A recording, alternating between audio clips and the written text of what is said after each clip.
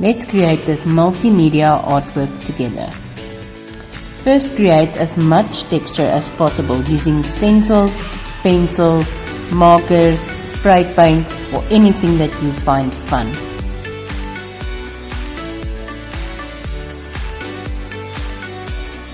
I decided to use a muted palette, but you can go very colorful or decide on your color scheme based on what you are painting.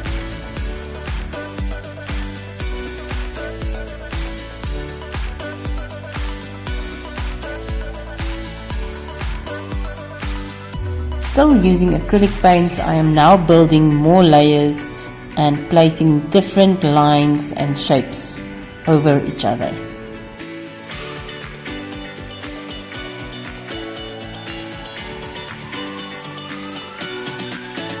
Cover your canvas as much as possible with lots of different things.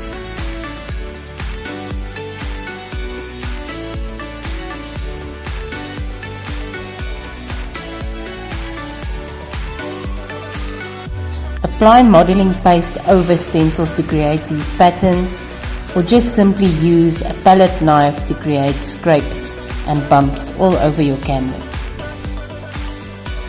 Once everything is dried, it's time to draw your image and start painting. I am now covering a lot of my background with translucent white oil paint.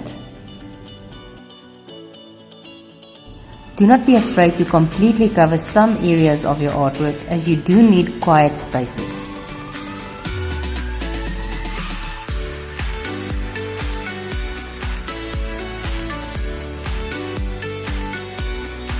Now you can start painting your main object.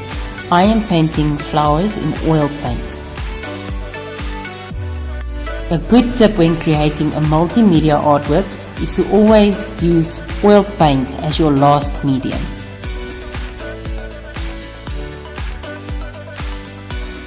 My flowers are going to be white, so I am choosing to create a dark contrasting background behind my flowers.